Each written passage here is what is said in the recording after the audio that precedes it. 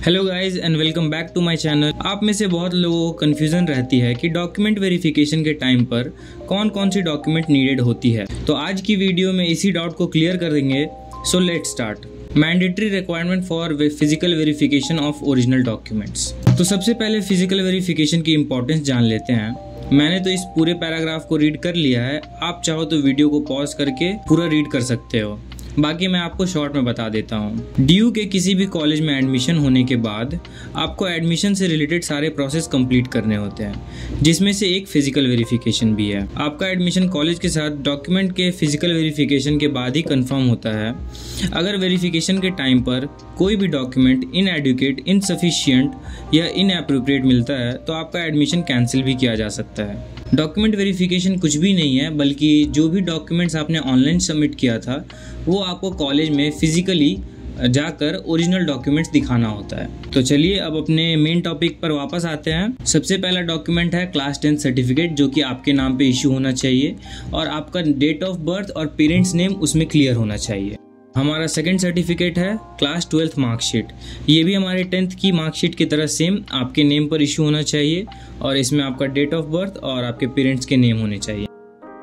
हमारा third certificate है category certificate. आप जो भी अपना कैटेगरी सर्टिफिकेट सबमिट कर रहे हो उसमें वो एक कॉम्पिटेंट अथॉरिटी से इशू हुआ होना चाहिए। उस पर आपका नेम, आपके पेरेंट्स के नेम क्लियर होने चाहिए और वो आपके 10th और 12th की मार्कशीट से मैच करने चाहिए। इन द नेक्स्ट पेज हमारे उसी सर्टिफिकेट्स को और भी डिटेल्ड में एक्सप्लेन किया गया है, तो चलिए देखते हैं। OBC non creamy layer certificate, तो इसमें भी वही सेम चीज़ बताई गई है कि जो भी कैंडिडेट ओबीसी कोटा के अंदर अपना एडमिशन कराना चाहते हैं वो एक कॉम्पिटेंट अथॉरिटी से इशू होनी चाहिए और उसमें आपके पेरेंट्स के नेम क्लियर होने चाहिए और वो आपके 10th और 12th की मार्कशीट के साथ मैच होने चाहिए।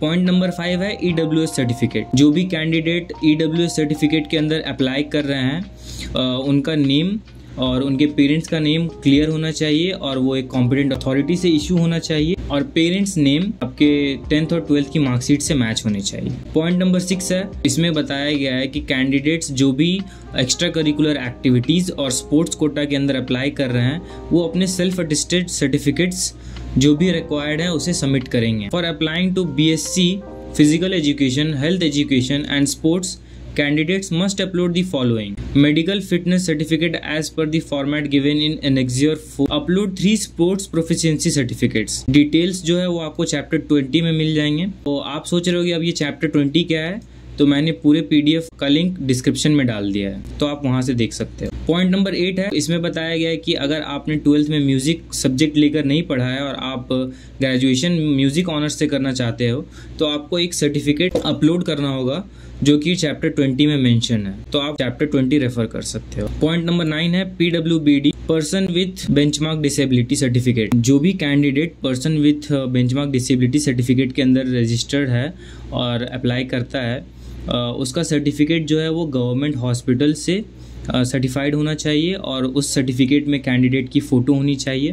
पॉइंट नंबर 10 है candidates applying under the CW category must upload the educational concession certificate.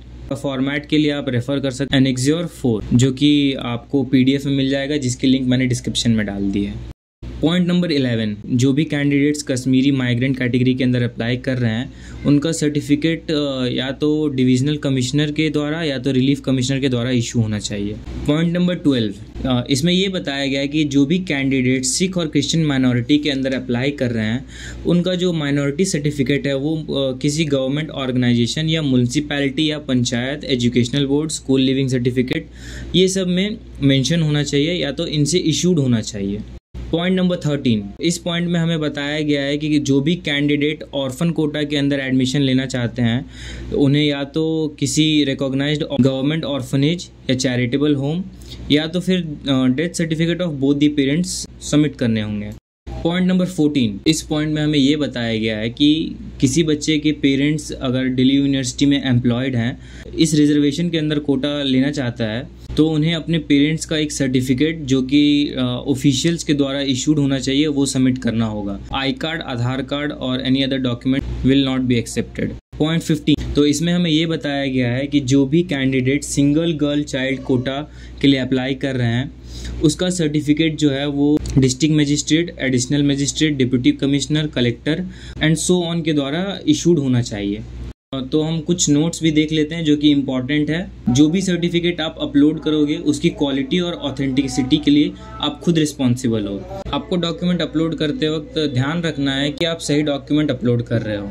इसमें बताया गया है कि कैंडिडेट जो है वो रिस्पॉन्सिबल होंगे जब भी उन्हें सर्टिफिकेट वेरिफिकेशन के लिए बुलाया जाएगा एंड उनके सर्टिफिकेट्स जो हैं वो प्रोसेस के कंप्लीट होने के बाद वापस कर दिया जाएगा।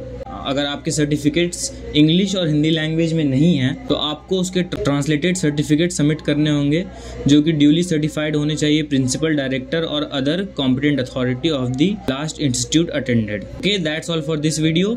अगर आपको कोई भी क्वेश्चंस पूछने हैं तो आप कमेंट में पूछ सकते हो। Thanks for watching. Please do not forget to like the video, share with your friends, subscribe the channel.